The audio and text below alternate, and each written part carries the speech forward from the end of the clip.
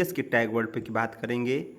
EBS का tag word देखिए, EBS जब पढ़ते हैं ना तो व्यापकता रूप से पढ़ते हैं।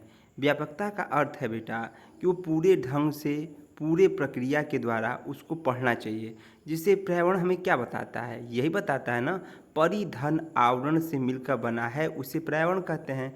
तो ये एक उनका एक व्यापकता क्षेत्र है, उसका भी एक क्षेत्र है, उसी क्षेत्र के निर्धारित रूप से वो कार्य करेगा।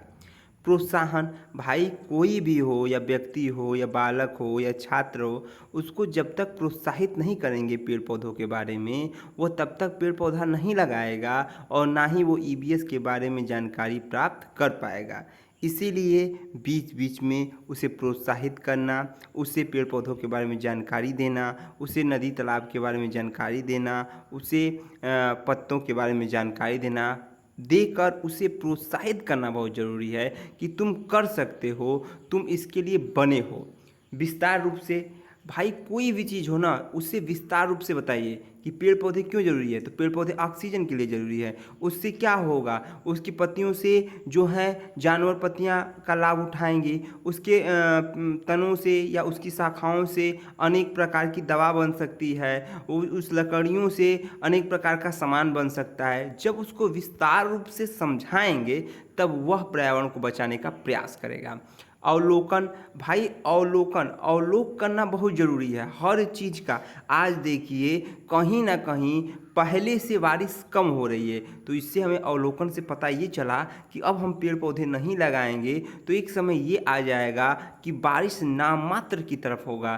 तो कहने का अर्थ है कि अवलोकन करते करते अपने में बदलाव लाना बहुत ज़रूरी है।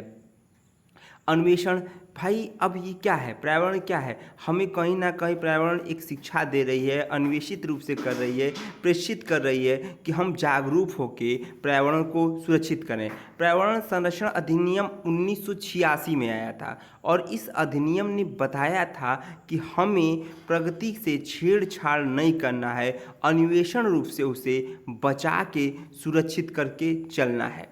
पर्यावरण की सुरक्षा का भाव, भाई सुरक्षा का भाव इसलिए इसीलिए एक चिपको आंदोलन आया। चिपको आंदोलन सुंदरलाल बहुगुणा के नेतृत्व में किया गया। इसमें क्या था, पेड़ पौधों की कटाई होने लगी, लोग पेड़ों को क्या करने लगे, सुरक्षित करने लगे, पेड़ों से चिपक गए। तो इसीलिए पेड़ पौधे जब हम बचाएंगे तभी हमें ऑक्सीजन मिलेगा, और ऑक्सीजन मिलेगा तभी हम जीवित रह पाएंगे। वास्तविक अनुभव, अपना अनुभव बताइए कि हम जब पहले थे तो इतना बारिश हो रहा था, अब जो है अब बारिश कम हो रहा है। बारिश कम क्यों हो रहा है, क्योंकि कहीं ना कहीं पेड़ों की कटाई हो रही है, और उसे वास्तविक जीवन से जोड़ के उसे बताने का प्रयास करें। एकीकृत विषय, एक शाखा में लेके चलिए, एक दिशा में लेके चलेंगे तब वो पर्यावरण को समझेगा और समझने का प्रयास करेगा। जब तक उसे एक दिशा नहीं दिखाएंगे, एक निरूपित दिशा नहीं दिखाएंगे, एक मंडल दिशा नहीं दिखाएंगे, तब तक वो पर्यावरण को जान नहीं पाएगा।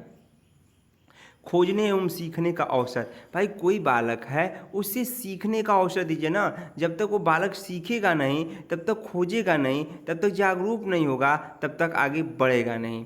प्रकृति से संबंधित तथ्य उसे बताएं कि हमारे जीवन में हमको जीवन को जीना है तो हमें अपने वातावरण से छेड़छाड़ नहीं करना है, हमें वातावरण को शुद्ध रखना है, हमें पेड़ पौधों की कटाई नहीं करनी है। जितनी पेड़ पौधों की कटाई करते जाएंगे, अंधाधुंध करते जाएंगे, एक समय ऐसा आएगा कि हमें बारिश नहीं मिल पाएगा, बारिश नहीं हो पाएगा, समय से पानी नहीं मिल पाएगा।